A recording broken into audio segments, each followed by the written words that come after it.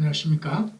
지난 시간에는 어질 온자의 숨겨졌던 본래 의미가 덮고서 조리는 모양이라는 사실과 이 온자가 공통으로 들어가면서 온소리를 내는 한자들인 따뜻할 온, 헌솜 온, 할미 또는 토지신 온, 정어리 온자와의 공통 의미도 된다는 사실을 확인했었습니다.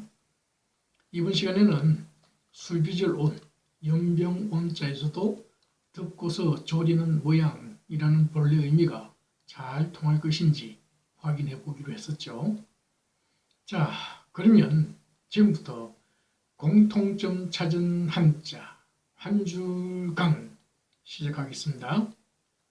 먼저 술비절 온자에 대해 살펴보시겠습니다. 앞에 보이는 것처럼 술비절 온자는 술을 의미하는 당유자와 덮고서 조리는 모양이라는 의미를 가지는 공통한자인 온자가 더해져서 술빚다 또는 거듭빚다는 뜻을 가지게 된 글자입니다. 한 문장으로 연결해보면 술빚다는 술밑, 즉 건더기를 빼낸 술을 떫은 맛을 빼기 위해서 뚜껑을 덮고서 조리듯 더 숙성시켜 거듭 빚는 모양이 되겠습니다. 이번에는 연병온자를 해보겠습니다. 연병온자는 병들어 기댈 역자와 덮고서 조리는 모양이라는 의미를 가지는 공통한자인 온자가 더해져서 연병이라는 뜻을 가지게 된 글자입니다. 이 연병, 즉 전염병, 전염성이 강한 이 연병은 티푸스균 때문에 발병해서 삽시간에 높은 열을 일으키고 설사를 하다가 죽게 만드는 장티푸스 또는 장질부사라고 하는 병입니다. 이 연병은 땀을 내면 낫는다고 알려져서 그 더운 온유월에도 두꺼운 소미불을 덮어 쓰고 땀을 내느라 끙끙대곤 했던 병이었습니다.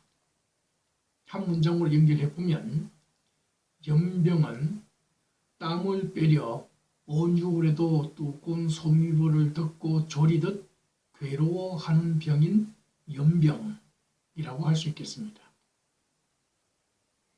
이처럼 어질 온자의 덮고서 조리는 모양이라는 숨겨졌던 본래 의미는 어질 온자의 사전적 의미뿐 아니라 온자가 공통으로 들어가는 모든 글자들에서도 공통 의미 역할을 한다는 사실을 잘 알 수가 있습니다.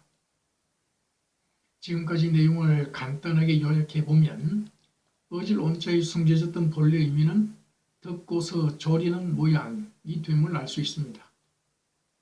덮고서 조리기 위해서는 앞의 요약표에 보이시는 것처럼 무언가는 빼내어져야 하는 것입니다.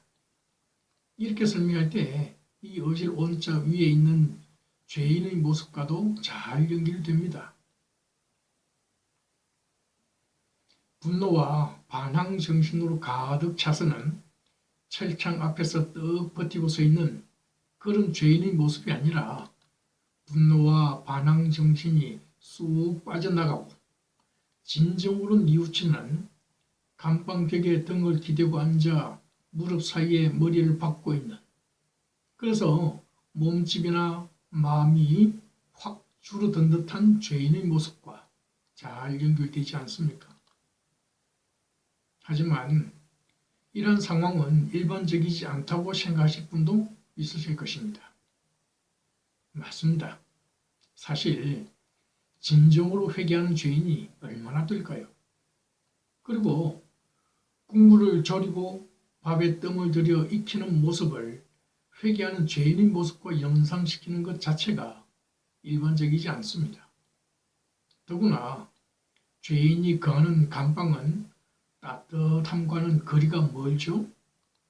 또한 죄인의 마음도 따뜻함보다는 시베리아 벌판보다도 더 춥지 않을까요? 자, 그러면 이러한 상황은 어떨까요? 이 어질 온자 위에 있는 죄인이 실제로는 죄를 지은 사람이 아니라 단지 죄책감을 가진 사람이라면 어떨까요? 그리고 그가 거하는 곳이 차가운 감방이 아니라 실제로는 따뜻한 방에서 따뜻한 국물에 따뜻한 밥을 말아 먹으면서 나만 이렇게 따뜻해도 될까? 하고 이 따뜻함조차도 죄스럽게 여겨야 하는 사람이라면 어떨까요? 아마 밖에서는 북풍 한파가 몰아치는 중이라면, 그리고 바로 그 극한 추위 속에 사랑하는 부모 형제들을 내버려 두고 올 수밖에 없었던 사람이라면 어떨까요? 그렇다면 살았다는 것, 그리고 숨 쉬는 것조차도 죄스럽게 여겨지지 않을까요? 그 와중에 배고프다고 숟가락을 들고 있는 자신을 보면 자신을 죽이고 싶을 정도로 죄스럽게 느껴지지 않을까요? 하지만 이러한 상황이 일반적인 상황이 될 수 있을까요? 될 수 있습니다. 이 삐뚤어질 괴짜가 공통 한자로 들어가는 재앙화자에서 설명을 드렸듯이 물이 빠지는 세계적인 대재앙 속에 사랑하는 부모 형제를 내버려 둘 수밖에 없었던 사람이라면 이러한 죄책감은 어쩌면 너무나 당연한 것이 아닐까요? 이러한 추리가 타당할 수 있다는 점은 앞 시간에도 언급한 것처럼 어질 온자 위에 있는 죄인을 뜻하는 숫자가 처음에는 단순히 일반 사람을 뜻하는 사람 인자였다는 점에서도 알 수 있습니다. 또한 이러한 추리는 병들어 기댈 역자가 들어가는 온자가 전염성이 강한 연병이라는 뜻을 가지는 이유도 이해할 수 있게 해줍니다. 그 당시 살아있는 사람들은 누구나 같은 경험을 공유했을 것이므로 어느 한 사람이 부모 형제를 그리워하며 죄책감으로 몸부림친다면 전염이라도 된 것처럼 주위 사람들이 갑자기 분위기 숙연해지지 않을까요? 유일한 치료책은 솜이불을 쭉 덮어주듯이 끼어 안아주고 기다려주는 것뿐이 아닐까요? 또한 이러한 추리는 물고기를 뜻하는 고기 어자가 들어가는 온자가 정어리라는 뜻을 가지는 이유에 대해서도 색다른 상상을 해보게 합니다. 정어리는 앞 시간에 설명드린 것처럼 정우어가 변한 말이라고도 하고 청어에 물고기 새끼란 뜻인 어리가 더해진 말이라고도 합니다. 하지만 정어리를 먹고 생기는 답답한 증상이 죄책감과 비슷하다고 느껴지지 않습니까? 아마 정이 많은 사람은 죄책감도 더 많이, 더 자주 느꼈을 것입니다. 그래서 먹고 나면 답답한 증상이 생기는 이 단백질 덩어리, 기름 덩어리인 이 물고기를 정덩어리라는 뜻으로 정어리라고 불렀을 가능성도 있을 수 있다는 말입니다. 순전히 상상뿐일 수도 있습니다. 사실이 무엇인지 궁금한 것은 참으로 많지만 이 어질론자에서 이러한 정보는 알려주지 않습니다.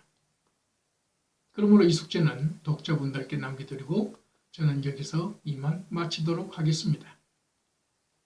감사합니다. 지금까지 오성택의 공통점 찾아 한자 속으로 책의 근간 내용이었습니다.